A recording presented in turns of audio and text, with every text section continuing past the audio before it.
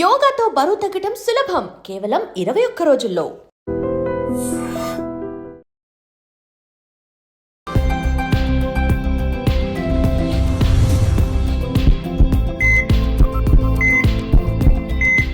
నమస్తే, welcome to healthy conversations with IT media. నేను మీ Jhansi. So ఈరోజు మనం ఉన్నాము డాక్టర్ రంగనాథం గారితో, ప్రముఖ న్యూరో సర్జన్. సో చిన్న పిల్లలకి ఫోన్ ఇవ్వడం అనేది చాలామంది పేరెంట్స్కి ఇప్పుడు చాలా అంటే ఒక నార్మల్, అన్నం తినలేదంటే ఫోన్ ఇవ్వడం, అల్లరి చేస్తున్నారంటే ఫోన్ ఇవ్వడం, ఇలా చేస్తున్నారు కదా. మరి ఇది వాళ్ళ మానసిక పరివర్తన మీద ఎలాంటి ప్రభావం చూపుతుంది? ఫ్యూచర్లో వాళ్ళ మెచ్యూరిటీ కానీ లేకపోతే ఇవన్నీ ఎలాంటి ప్రభావం కలిగించే అవకాశాలు ఉంటాయి? ఈ విషయం గురించి మాట్లాడదాము. నమస్తే సార్. నమస్తే. ఈ డిజిటల్ యుగంలో చిన్నప్పటి నుంచి ఈవెన్ ఒక వన్ ఇయర్ లోపు పిల్లలకి కూడా చేతికి ఫోన్ ఇచ్చేస్తున్నారు. దానివల్ల వాళ్ళ మెదడు మీద ఎలాంటి ప్రభావం ఉంటుంది సార్? వాళ్ళ మానసిక పరివర్తనకి ఇది ఏమైనా అడ్డంకు కలిగిస్తుందా? తప్పకుండా. ఎంతవరకు అంటే ఈ మధ్యకాలంలో ఒక స్టేట్మెంట్ ఉంది, అందరూ తల్లిదండ్రులు అందరూ కూడా జాగ్రత్తగా వినాలి. సెల్ ఫోన్ ఆంగ్లంలో ముందు చెప్తాను, దాని తెలుగులో తర్జుమా చెప్తాను.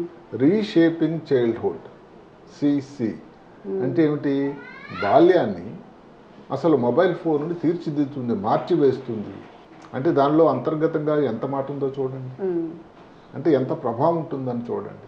అందరికీ ఏమిటంటే అదే మీరు అన్నారు ఇంకేదో ఒక సంవత్సరం పిల్లలు అని లేదండి.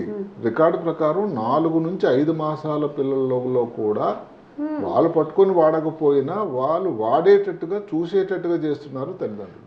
వాళ్ళ పక్కన కూర్చొని చూస్తుంటారు. అదే కాకుండా వాడు బిడ్డ ఏడుస్తున్నాడు అనుకోండి, పాతకాలంలో తాయిలం పెట్టేవాళ్ళు.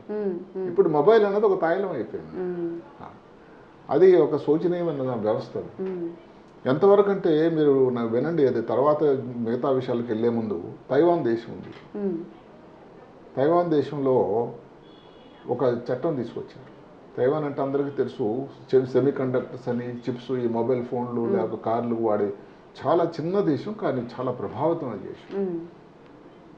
ఆ దేశం వాళ్ళు ఒక చట్టం తీసుకొచ్చారు. ఏంటంటే పిల్లలు కానీ మొబైల్ వాడుతూ ఎక్కువ అవసరం కంటే వాడుతూ ఉంటే బాధ్యత తల్లిదండ్రులది. దానికి వాళ్ళు ఫైన్ వేస్తున్నారు. చిన్నపిల్లల్లో అది తీర్చిదిద్దుతుందని.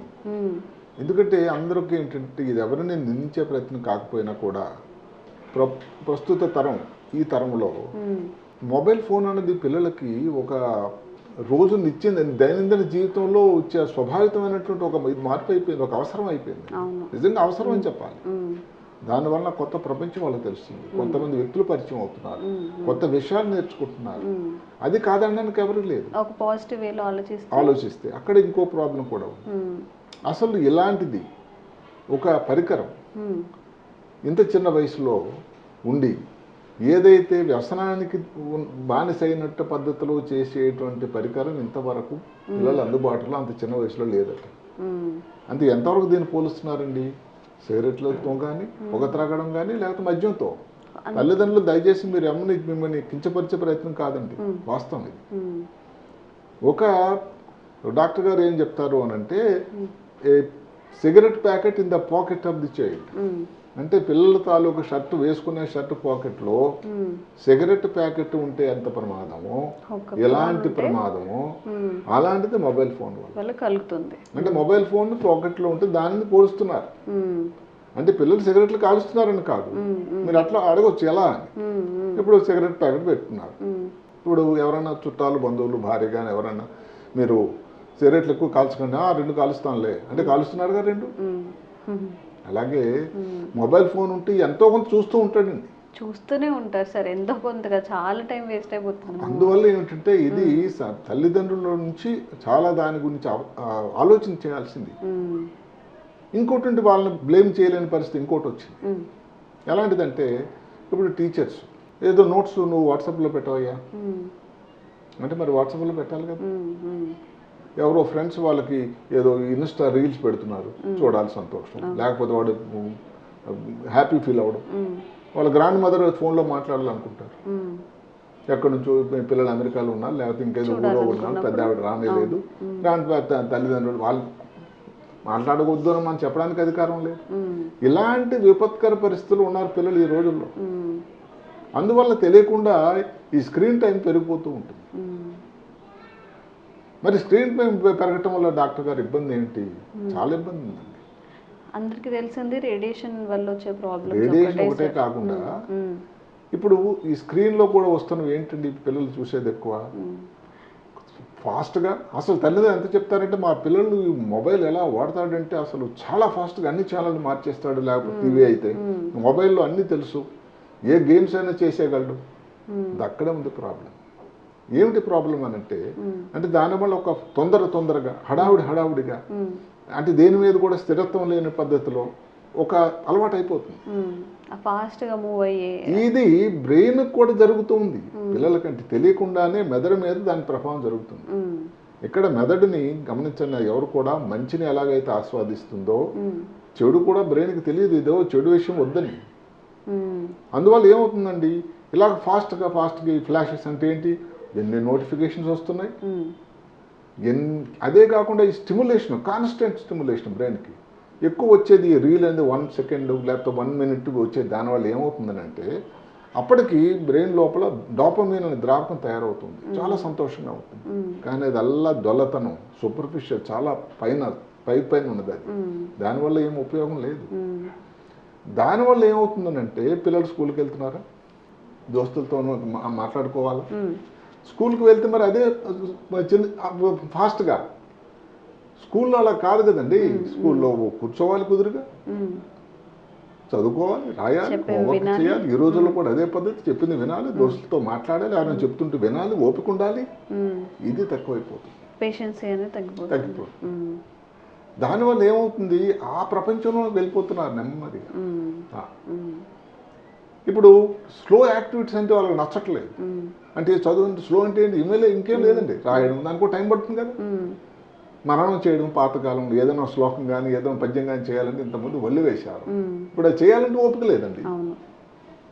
షార్ట్ కట్ మీద. అదే కాకుండా దోస్తులతో కూర్చొని ఆడుకోవడానికి అసలు బయట ప్రపంచం బాహ్య ప్రపంచంతో సంబంధం లేదు, అవుట్డోర్ గేమ్స్ అంటూ లేదు, అసలు లేనే లేదు. అందుకనే ఓవర్టైం కానీ ఇది కానీ అసలు ఆ ప్రపంచం వర్చువల్ వరల్డ్ అండి, ఎక్కడో ప్రపంచం అది. ఆ చిన్న కూపస్థం వండుకున్నాం సరిగదా. మీరు కానీ ఏదైనా తల్లిదండ్రులు కానీ కోపించి ఎవరన్నా తెలిసిన వాళ్ళు వద్దొద్దు మొబైల్ అంటే వాళ్ళకి విపరీతమైనటువంటి యాంగ్జైటీ, కోపం, తాపం. కొన్ని కేసెస్లో పేరెంట్స్ ని చెప్పడం, లేదంటే వాళ్ళు చనిపోవడం కూడా. అలాంటి పరిస్థితి మనం నిజంగా కోరుకోకూడదు, కానీ నిజంగా ఆ రియాక్షన్ అనేది ఆ టైంలో అదే జరుగుతుంది. చూడొద్దు అన్నందుకే సూసైడ్ చేసుకునే. ఇంకొక మాట ఏమిటంటే అది వాళ్ళకి ఏంటంటే బోర్ అయిపోతుంది. బోర్ అన్నది నిజంగానంటే ఏంటంటే ఖాళీ సమయం అన్నది ఒక నేర్చుకోవాలి, దానికి కూడా ఎలాగ అలవాటు పడాలి, అది ఒక ఛాలెంజ్. అది ఇప్పటి నుంచే మీరు ప్రాబ్లం ఇలాగ అవుతూ ఉంటే ముందు భవిష్యత్తులో వచ్చేటువంటి ఈ ఎన్నో ఎదుర్కోవాలి, వాటన్నిటిని ఎలా ఎదుర్కొంటారు, ఎన్ని పరీక్షలు ఎలా రాస్తారు. ఈరోజు కూడా పరీక్షలు ఎక్కడ కానీ ఏదైనా కానీ మీరు జేఈ తీసుకోండి లేదా ఎయిమ్స్ తీసుకోండి, ఏదైనా కానీ రాయాల్సిందే కదా, కుదురుగా 3 గంటలు 4 గంటలు కూర్చోవాలి కదా. మీరు ఎంత తొందరగా హడావిడి పడుతుంటే మళ్ళీ ఎక్కడ. అదే కాకుండా వర్చువల్ వరల్డ్ అయిపోవడం వల్ల దోస్తులు లేరు, అసలు ఎవరిని కూడా అంతా మొబైలే, ఆ కంటిలో కంటి చూపుగా ఐ టు ఐ కాంటాక్ట్ లేదండి. అన్నిటికంటే ముఖ్యమైనది నిద్ర తక్కువైపోయింది, నిద్ర ప్రీమియం అయిపోయింది. ఆ బ్లూ లైట్ వల్ల నిద్ర తక్కువైపోతూ ఉంటుంది. ఏదన్నా కానీ ఫోకస్కి, మెమరీకి, నాలెడ్జ్కి, ప్రాబ్లమ్ సాల్వింగ్కి నిద్ర ఉంటేనే. అదే కాకుండా ఈ పిల్లల్లో కూడా 3 రకాలు ఉన్నారండి. ఏమిటది, ఎవరన్నా బాగా లో ఎస్టీమ్ అంటే ఏమిటండి, న్యూనతాభావం, అంటే తన శక్తిని తనకు తెలియనటువంటి పిల్లలు. నేను మిగతా వల్ల లేను, అంత స్మార్ట్ను కాను, లేకపోతే అంత నాకు మార్కులు రావటం లేదని వాళ్ళు ఏం చేస్తుంటారు తెలుసునండి, ఈ సోషల్ మీడియాలో ఇంకా పోస్టింగ్ అంటే తన గొప్పతనం చూపించుకో, నేను చాలా గొప్పవాడిని అని చూపించుకునే భావం. అది ఏదో ఇక్కడ మెసేజ్ ఫార్వర్డ్ చేయడం, మీకు చేయడం, నాకు చేయడం, ఇంకెవరికైనా చేయడం, చాలా యాక్టివ్ ఉన్నాడని తెలియజేయడానికి. అది తెలియకుండానే ఒక భావం, దాన్ని ఆంగ్లంలో సెల్ఫ్ ఎస్టీమ్ అంటాం, లో సెల్ఫ్ ఎస్టీమ్. రెండోది ఏమిటి, యాంగ్జైటీ, ఏదో వర్రీగా ఉంటాడు, యాంగ్జైటీగా ఉంటాడు, ఇంకా సెల్ఫీలు ఇంకా తీసుకోవడం, మళ్ళీ సెల్ఫీలు. ఇంకా ఆఖరిని చూస్తే ADHD అంటాం, attention deficit hyper activity disorder అని. అంటే ఏమిటి, వాళ్ళు ఏం చేస్తారు, ఫోన్ తీయడం, ఏది చేయడం, మళ్ళీ పెట్టడం, మళ్ళీ చేయడం, అంటే సెకండ్లో ఇంకా అదే పని. అంటే ఏమాత్రం కూడా ధ్యానం, ఒక కాన్సన్ట్రేషన్, ఒక స్టెబిలిటీ లేని వ్యక్తిత్వాలు అయిపోతారు. ఇలాగ ఉంటే భావి భారత పౌరులుగా వీళ్ళందరూ కావాలి, తీర్చిదిద్దాలి, సైంటిస్టులు కావాలి, డాక్టర్లు కావాలి. ఇలాంటి వాళ్ళు ఎలా అవుతారు అన్నది చాలా ఆలోచించాల్సిన విషయం. సార్ మరి వీళ్ళని డీవియేట్ చేయాలి అన్న, వాళ్ళకి అర్థమయ్యేలాగా చెప్పాలన్న పేరెంట్స్కి కూడా అర్థం కావట్లేదు. చిన్నప్పటి నుంచి అలవాటు చేసేస్తున్నారు, తినట్లేదనో అల్లరి చేస్తున్నారు, వర్క్ ఉంది, బిజీగా ఉన్నాం అని చెప్పి. మరి దీని నుంచి పిల్లల్ని బయటపడేయడం ఎలాగా? ఇది 2 విషయాలకు సంబంధించి. ఇప్పుడు భారతదేశంలో ఉన్నటువంటి పరిస్థితిని బట్టి తల్లిదండ్రి ఇద్దరు పనిచేసేలా శాతం పెరిగిపోతుంది. చాలా సంతోషం. ఆర్థికంగా భారతదేశం ముందుకు ప్రగతికి వెళ్ళడానికి కారణం కూడా ఒకటైతే పిల్లలకి ఎంత ఉపయోగకరంగా అవుతుంది అని ఆలోచించాల్సింది. మనం ఇంతకుముందు ఒకసారి ఫబ్బింగ్ అని ఒక మాట వాడి ఒక మొబైల్ చేసాం. అంటే తండ్రి ఒక పక్కన, తల్లి ఒక పక్కన, ఒకరి మొబైల్, ఒక ల్యాప్టాప్, లేకపోతే ఏదో చూస్తున్నారు. ఆ బిడ్డ ఉంటే వాళ్ళని ఏం పట్టించుకోకుండా ఉంటే ఏమవుతుంది? అందుకనే దీనికి ఒక మాట వాడతాం, తల్లిదండ్రులు ఐడలైజింగ్. అంటే వాళ్ళు పిల్లలకి ఒక ఇది అవ్వాలి, హీరో అవ్వాలి. అంటే మీరు వాడకపోతే వాళ్ళు వాడరు, మనం వాడుతుంటే వాళ్ళు వాడతారు. లేదు, కొంతమంది ఏం చేస్తారు, తల్లిదండ్రులు అబ్బాయి నువ్వు వాడకూడదు, అది ముఖ్యం కాదండి. టెక్నాలజీ అనేది దయచేసి అందరూ కూడా ఉంటుంది, టెక్నాలజీతోనే మనం గడపాలి, ఇంకెక్కడికి వెళ్ళిపోతుంది. అది తర్వాత ఇంకా యాడ్ అవుతుంది సుమా. అప్పుడు ఎక్కడుందండి ఆర్టిఫిషియల్ ఇంటెలిజెన్స్? ఇప్పుడు మొదలైందిగా, ఇంకేదో దాని తల్లదనేది ఇంకోటి వస్తుంది. టెక్నాలజీ యుగం ఇది. అంటే టెక్నాలజీ మనకు శత్రువుగా పరిగణించడానికి కాదు, టెక్నాలజీలోని ఉపయోగం తీసుకోవాలి. తల్లిదండ్రులు ఏం చేయాలి అని నా సలహా ఏమిటంటే, దానిలో కంటెంట్, కాంటెక్స్ట్ అని ఉంది ఆంగ్లంలో. అంటే ఏమిటి, దానిలో ఉన్న విషయం ఏమిటి, ఏ సందర్భంగా వాడుతున్నారు గమనించాల్సిన తల్లిదండ్రుల బాధ్యత. దానివలన పిల్లలు ఏమన్నా కానీ నేర్చుకుంటున్నారా, దానివలన తాలూకా వాళ్ళ స్కూల్లో కానీ పెర్ఫార్మెన్స్ కానీ మార్కులు బాగా పెరుగుతున్నాయా, టీచర్ తాలూకా రిపోర్ట్ ఏమిటి, ఒక విషయం అయితే దానివల్ల ఇందాక చెప్పిన న్యూనతాభావం, కంపారిజన్, ఒత్తిడికి లోనైపోతుంటే ఎట్టి పరిస్థితుల్లో కూడా మందలించాల్సింది, చేయాల్సిన అవసరం కూడా ఉంది. అది ఏమిటి విషయం అన్నది. ఇంకో తల్లిదండ్రులు ఏమిటి, చాలాసేపు చూస్తున్నావు అని ఒక మాట ఉంది. దయచేసి హౌ లాంగ్ అన్నది, అంటే ఎంత ఎక్కువ కాదండి, వాట్ ఫర్, దేనికోసం చూస్తున్నారు. ఈ 2 విషయాలు కానీ మనం దాని తేడా చూడకపోతే పిల్లల్ని ఇబ్బంది పెడతాం. అదే కాకుండా ఇప్పుడు తల్లిదండ్రులు కొన్ని ముఖ్యమైన పద్ధతి, క్లియర్ అండ్ గైడ్ లైన్స్ ఉన్నాయండి. అంటే ఏమిటి, ఇంతసేపు కన్నా నువ్వు ఎక్కువసేపు చూడకూడదు అని ఒక రూల్ పెట్టడమే కాకుండా దానికి సరైనటువంటి పద్ధతి కూడా వాళ్ళని బయటకు తీసుకువెళ్ళాలి. అంటే మీ దగ్గర సమయం ఉండాలి, ఏదో సైక్లింగ్ తీసుకెళ్ళాలి, లేకపోతే అసలు ఇంటి దగ్గర పాతకాలంలో ప్రతి ఇంటి దగ్గర ఒక క్యారమ్ బోర్డు ఉండేది.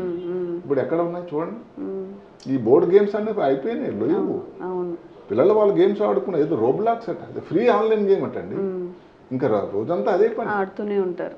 ఇంతకుముందు టీవీలు, ఇప్పుడేమో ఫోన్స్. దానివల్ల ఎంతవరకు దానికి ఇది పూర్తిగా బానిసైపోయి రిహాబ్ కోసం చిన్న పిల్లలను రిహాబ్కు పంపించాల్సిన దయనీయమైన పరిస్థితి వచ్చిందట. ఇది అందరూ దానిలో నిష్ణాతులు డాక్టర్లే చెప్తున్నమాట. రెండవది ఏమిటి, టెక్ ఫ్రీ జోన్. అంటే ఏమిటి, భోజనం దగ్గర కానీ, రాత్రి పట్టికలు ఒక టైం తర్వాత కానీ, బెడ్రూమ్ కానీ, ఎక్కడ కూడా మొబైల్ కానీ ఏ రకమైన గ్యాడ్జెట్స్ కూడా ఉండకూడదు. అలాగే పెద్దవాళ్ళు కూడా యూజ్ చేయకూడదు. అక్కడ ఐడలైజింగ్, తల్లిదండ్రులు ఐడలైజింగ్. మీరు చేస్తేనే మిమ్మల్ని చూసి వాళ్ళు నేర్చుకుంటారు. మీరు చేసే కొన్ని, అంటే పిల్లలు నిద్రపోయిన తర్వాత కానీ, పిల్లలు ఇంటికి రాకముందు కానీ మీ పని కాదు ఫినిష్ చేసుకోవాలి. వచ్చిన తర్వాత పిల్లలు అక్కడ ఆడుకుంటూ ఉంటే మనం ఏదో పని చేసుకుందాం అని అనుకుంటే మీరు తప్పు అనుకుంటున్నారు. ఆ ఎఫెక్ట్ కూడా పిల్లల మీద పడుతుంది. వాళ్ళు కూడా మిమ్మల్ని అబ్జర్వ్ చేస్తూ ఉన్నారు. వాళ్ళు వాడినప్పుడు మనం చెప్పడానికి అవకాశం ఉండదు. అందువల్ల ఇవన్నీ కూడా చాలా వరకు తల్లిదండ్రుల మీద బాధ్యత నాకు అనిపిస్తుంది. ఎందుకంటే మేము పెరిగిన సమయంలో ఈ గ్యాడ్జెట్స్ లేవు. ఇప్పుడు వచ్చిన పరిస్థితుల దృష్ట్యా తల్లిదండ్రులు ఇద్దరు కూడా ఉద్యోగం చేస్తున్నటువంటి పర్సంటేజ్ పెరగడం దృష్ట్యా ఇంకా మీ మీద బాధ్యత ఎక్కువైంది. ఎంతవరకు అంటే తైవాన్ దేశంలో ఒక చట్టం తయారు చేశారు, పిల్లలు కానీ ఎక్కువ వాడితే వాళ్ళకి ఫైన్, పేరెంట్స్కి ఫైన్. పిల్లలకి ఏం వేస్తారండి ఫైన్? నిజంగా పాపం వాళ్ళకి తెలియదు దానివల్ల వచ్చే కష్టాలు ఏంటనేది. ఆస్ట్రేలియాలో 16 సంవత్సరాల వాళ్ళు లోపల పిల్లలు వాడకూడదని, దానికి ఏజ్ వెరిఫికేషన్ కరెక్ట్గా తల్లిదండ్రులు చెప్పారా లేదా అని, అది 2024లో చట్టం వచ్చింది.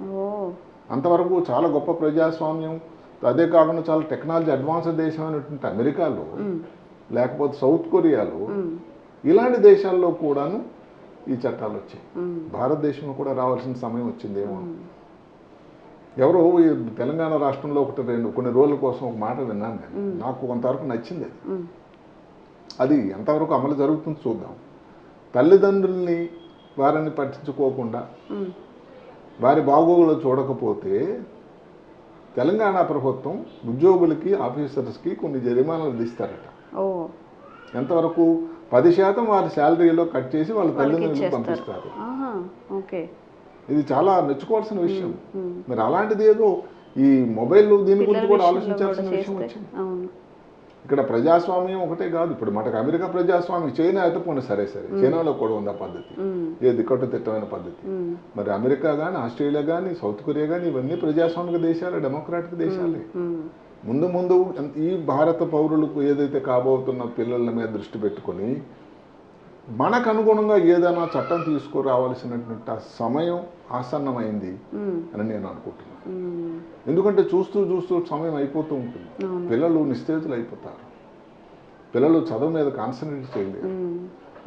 ఒక ఎక్స్పెరిమెంట్ చేయాలి, లేకపోతే ఒక ఇస్రో నుంచి ఒక రాకెట్ పంపించాలంటే అలా 1 నిమిషం అయిపోతుందండి. దానికి ముందు నుంచి నాంది ప్రస్తావన మొబైల్లో పడిపోతుంది. ఏదన్నా 1 నిమిషం అయిపోవాలి. 1 నిమిషం ఎక్కడవుతుందండి? ఒక 2 నిమిషాలు ఎక్కడవుతుంది చెప్పండి? అంటే దానివల్ల ఆ మెదడుకి అలాగ తయారైపోతుంది. దాన్ని న్యూరోప్లాస్టిసిటీ అంటారు. అంటే వాళ్ళ తప్పు ఏమాత్రం లేకుండా మెదడుకి అలాగ దానిని రంగరించేసి దాన్ని ట్యూనింగ్ చేసేసి, లేజీగా ఉండడం, లేకపోతే కోపం తాపం అది లేకపోయేసరికి బోర్ అయిపోవడం. అరే ప్రపంచం అంతా దానిలో కాదు కదండి. పుస్తకాలు చదివించండి, అందులోనే హ్యాపీనెస్ ఉండడం. ఏదైనా పజిల్స్ నేర్పించండి, బయటకు తీసుకెళ్ళి ఆడుకోంచండి, మిగతా ఫ్రెండ్స్తో ఆడుకునేటట్టు చూడండి, దానికోసం సమయం కేటాయించండి. ఒక్క వర్చువల్ వరల్డ్ ఏదైతే ప్రపంచంతో ఉండి మిగతా వాళ్ళతో ఏమాత్రం మాట్లాడుకుంటే మా పిల్లలు మంచి వాళ్ళు అనుకోకండి. ముందు వాళ్ళకి ఎంతో ప్రమాదకరమైన పరిస్థితి అని నేను అనుకుంటున్నాను. అందువల్ల చిన్నపిల్లల తాలూకా భవిష్యత్తుని, ముందు కాబోయే వాళ్ళ తాలూకా ప్రపంచాన్ని తీర్చిదిద్దే పద్ధతి అన్నది తల్లిదండ్రులలో ఉంది. ఆ చిన్న ప్రాయం నుంచే జరుగుతున్న ప్రమాదం చాలా ప్రమాదకరంగా ఉంటుందని అందరూ ఆందోళన చెందుతున్నారు. ఇప్పుడు నెక్స్ట్ జనరేషన్ కూడా అంత యాక్టివ్గా లేకుండా, అంత క్రియేటివిటీ లేకుండా, సార్ చెప్పినట్టు చిన్న విషయాలకి విసుక్కొని అంత కాన్సన్ట్రేట్ చేయలేకపోతే నిజంగా ఇది లాంగ్ రన్లో చాలా పెద్ద ప్రమాదమే సృష్టిస్తుంది. ఏం లేదు, తల్లిదండ్రులకి ఏమిటంటే ఒక హెచ్చరికన కన్నా తల్లిదండ్రులు ఏమిటంటే వాళ్ళని ఏదో బుల్లీ చేసో లేకపోతే కోప్పడే చెప్పడం కన్నా వాళ్ళని నచ్చ చెప్పడం, వాళ్ళతో కొంచెం టైం కొత్త పద్ధతి ఏమిటంటే ఒక వీడియో ఏదో చూస్తున్నారు అనుకోండి, మీరు కలిసి చూడండి, ఆ కంటెంట్ మంచిదా లేదా వాళ్ళకి తెలియజేసినట్టు చెప్పండి. అంటే ఆడుకోవడం కానీ చూడడం కానీ ఇవన్నీ కలిసి చేస్తే ఆ పిల్లలు కూడా వాళ్ళకి ఒక ధైర్యం వస్తుందా, నేను చూసినంత కరెక్టేనని. మీకు కూడా ఒక నమ్మకం కలుగుతూ ఉంటుంది, ఏమని వీళ్ళు తప్పు విషయాలు నేర్చుకోవట్లేదని. ఇది కూడా అంటే మీరు కొంత సమయాన్ని వెచ్చించాలి. ఇక్కడ మీకు సమయం అన్నది ముఖ్యం. నాకు ఆఫీస్లో టైం లేదు, లేకపోతే వచ్చి నుంచి నిధి లేదు అని అనుకుంటే అంత సమంజసమైన విషయం కాదేమో అని నాకు. అవును సార్, పేరెంట్స్ కూడా కొంచెం టైం అనేది వాళ్ళకి. ఈసారి ఈ విషయం వచ్చిన తర్వాత సైన్స్ ప్రకారం తల్లిదండ్రుల బాధ్యత పిల్లల కంటే ఎక్కువ నాకు అనిపిస్తుంది. ఎందుకంటే మీ పిల్లలు ఏదైతే మీరు కోరుకుంటారో, ప్రతి పిల్లలు బాగా చదవాలి, ఆర్థికంగా ప్రగతిలోకి వెళ్ళాలి, సమాజంలో గుర్తింపు పొందాలని, దానికి ఇది మీకు గండి కడుతుందా, వెండి పడుతుందా, దయచేసి అందరూ ఆలోచించండి. సో ఇప్పటికైనా సార్ ఏదైతే చెప్పారో, పేరెంట్స్ కూడా మీరు ఎక్కువ వాళ్ళ ముందు ఫోన్స్ యూజ్ చేస్తూ వాళ్ళని యూజ్ చేయొద్దన్న కూడా పిల్లలు వినరు కాబట్టి కాషియస్గా ఉండండి. Thank you so much. And for more videos, please subscribe to iDream. Please subscribe to iDream. Please subscribe iDream. And please subscribe to iDream. For more videos, subscribe to iDream. please like, share and subscribe to the channel. Congratulations, iDream. Subscribe to iDream. Subscribe to iDream. So subscribe to iDream Media. iDream ki iDream team andarki huge congratulations. Please subscribe iDream Media. Please subscribe to iDream. Subscribe iDream. Please subscribe to iDream. iDream అంటే నా కళల channel subscribe చేసుకున్న నోరు తిరుగుతలేదు, మీరైతే గంట గుర్తు కొట్టండి. For more such videos, please subscribe to iDream. Subscribe to iDream. Please subscribe to iDream. Please subscribe iDream Media. Please do subscribe to iDream. Please subscribe to iDream Media. For best entertainment and information, please subscribe iDream. And don't forget to subscribe to iDream.